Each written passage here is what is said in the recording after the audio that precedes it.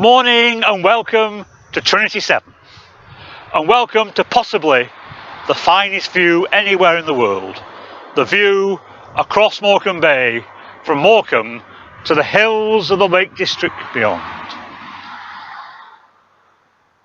I come here often to look out across this view. It's such a magnificent view, and it reminds us of the greatness and the breadth of God's creation. Morecambe Bay, of course, is not just a beautiful view. From the time of the Romans, the main road north went across this bay. The Romans described the journey north from Lancaster as the most difficult they ever undertook. And until the railways came in the 1850s, that was the main road north across the bay. And you had to know when the tide was right to cross it. And many have lost their lives in this bay trying to cross it. Many famous people have crossed it. John Wesley went across it, and in 1985 Prince Philip rode a horse and cart across it. As we look out over this bay, there are also been times of tragedy. Most recently in 2004, when the Chinese cockle pickers were drowned out in the bay one dark November night. This morning in our reading we're going to hear how small things can become large things. We're going to hear the story of God in his magnificence, in his wonder. And where else would you come if you wanted to see the magnificence and the greatness and the enormity of creation but here, to this view across this bay? The parables of the mustard seed and the yeast. He told them another parable. The kingdom of heaven is like a mustard seed, which a man took and planted in his field. Though it is the smallest of all seeds, yet when it grows, it is the largest of garden plants and becomes a tree, so that the birds come and perch in its branches. He told them still another parable. The kingdom of heaven is like yeast that a woman took and mixed into about 60 pounds of flour until it worked all through the dough.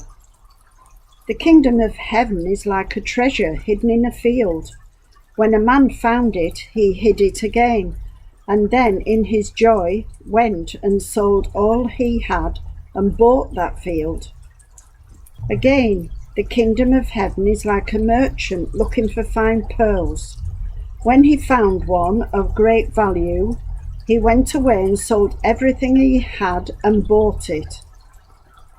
Once again, the kingdom of heaven is like a net that was let down into the lake and caught all kinds of fish. When it was full, the fishermen pulled it up on the shore. Then they sat down and collected the good fish in baskets, but threw the bad away. This is how it will be at the end of the age. The angels will come and separate the wicked from the righteous and throw them into the blazing furnace, where there will be weeping and gnashing of teeth. Have you understood all these things? Jesus asked. Yes, they replied. He said to them, therefore every teacher of the law who has become a disciple in the kingdom of heaven is like the owner of a house who brings out of his storeroom new treasures as well as old.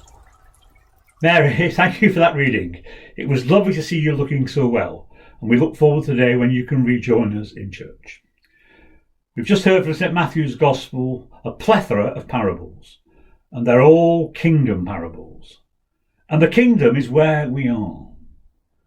The kingdom is in our daily lives. It's in farming, it's in teaching, it's in nursing, being a doctor, the health service, it's in homemaking, it's in commerce, and it's in fishing. Wherever we are as Christians, that is where the kingdom is. And the kingdom is a thing that welcomes people in. It's not about shutting people out.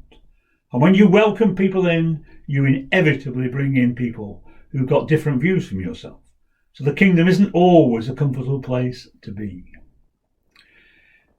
If you were to ask an African how you pass on the Christian faith, they wouldn't tell you to go and read the Bible. They wouldn't tell you to preach great sermons. They certainly wouldn't tell you to record YouTube videos or to live stream. They tell you to go and live with the people. Because it is through living with people that you bring about the kingdom, that you share the faith, and that people come to faith. I think one of the problems the Church of England has is that over the years the concept of living has been lost.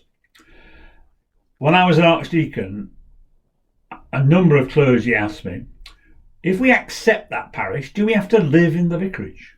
Or can we have an office somewhere?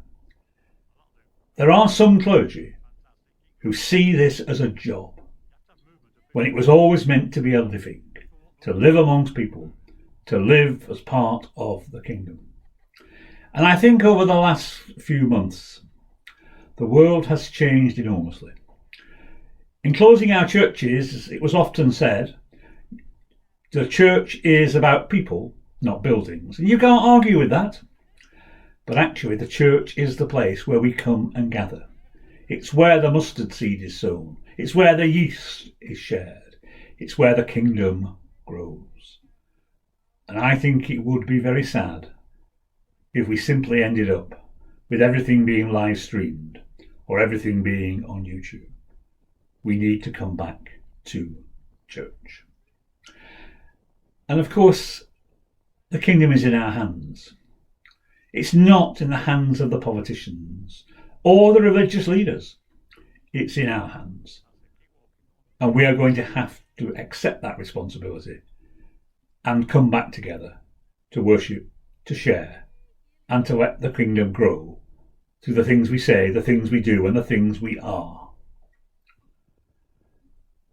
When you break bread this morning, remember that you are as much a part of the kingdom of God as anybody else. You as a Christian. Remember what H.G. Wells said,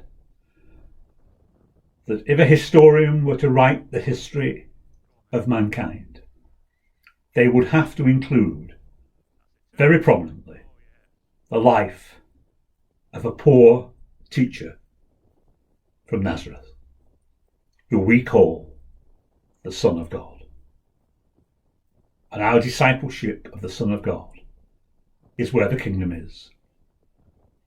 And it is the kingdom that we are called to bring to this earth. God bless and stay safe.